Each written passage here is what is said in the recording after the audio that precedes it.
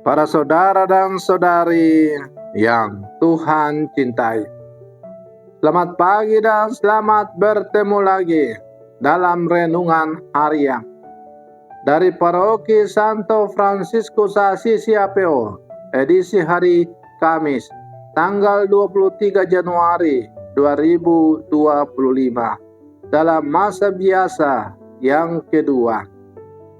Mengawali hari yang baru ini, kita hendak mendengar dan merenungkan sabda Tuhan.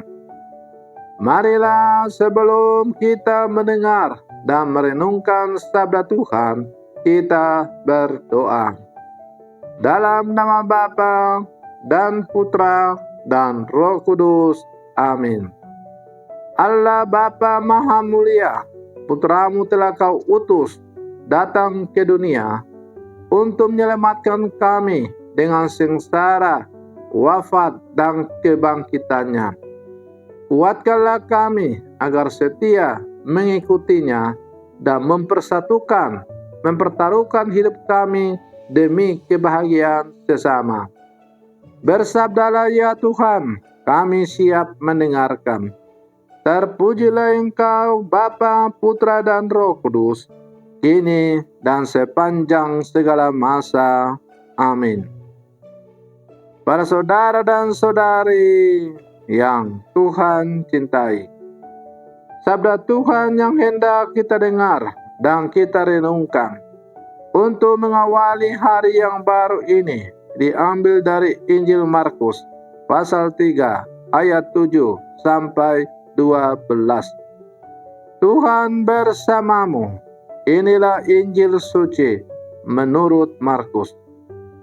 Sekali peristiwa, Yesus menyingkir ke danau bersama murid-muridnya, dan banyak orang dari Galilea mengikuti dia. Juga dari Yudea, dari Yerusalem, dari Idumea, dari seberang Yordan, dan dari daerah Tirus serta Sidon. Datanglah banyak orang kepadanya sesudah mereka mendengar segala yang dilakukannya. Karena orang banyak itu, Yesus menyuruh murid-muridnya menyediakan sebuah perahu baginya, jangan sampai dia terhimpit oleh mereka. Sebab Yesus menyembuhkan banyak orang, sehingga semua penderita penyakit berdesak-desakan ingin dijamah oleh Yesus. Bila mana roh-roh jahat itu melihat Yesus, mereka jatuh tersungkur di hadapannya dan berteriak, "Engkau anak Allah." Tetapi dengan keras Yesus melarang mereka memberitahukan siapa dia. Demikianlah sabda Tuhan. Para saudara dan saudari yang Tuhan cintai, melalui bacaan Injil yang baru saja kita dengar pada hari ini, kita melihat orang banyak dari Galilea mengikuti Yesus, dan sejumlah besar orang datang dari berbagai tempat mengerumuni dia. Mereka ingin mendengarkan dia dan ingin disembuhkan. Dia memperhatikan mereka semua tanpa kecuali. Kasih memaksanya untuk menerima banyak sekali orang, bahkan menggunakan perahu untuk tetap bisa bersama mereka.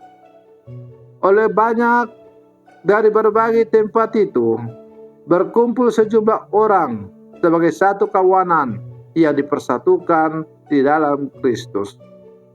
Para saudara dan saudari yang Tuhan cintai, mari sejenak kita melihat realitas kehidupan beriman kita, di keuskupan kita, di paroki kita, di kombas kita, dalam keluarga kita, lingkungan di mana kita hidup dan bekerja, di kelompok-kelompok kategori di mana kita berada. Apakah kita benar-benar menjadi satu?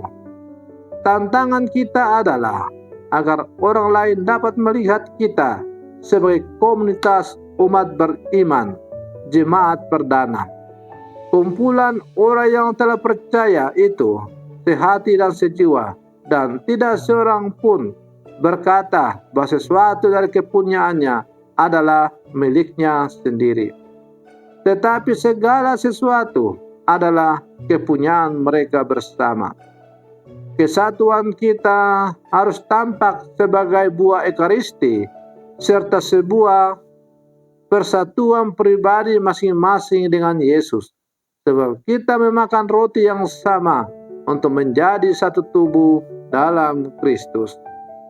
Para saudara dan saudari yang Tuhan cintai, kita adalah murid-murid Yesus yang hidup di zaman sekarang. Kita juga rindu bertemu dengan Yesus.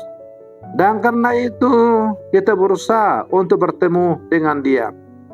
Kerinduan kita itu kita wujudkan dengan pergi ke gereja untuk mengikuti perayaan Ekaristi. Kerinduan kita itu kita wujudkan dengan pergi mengikuti doa-doa Kombas atau terlibat dalam kegiatan-kegiatan Kombas.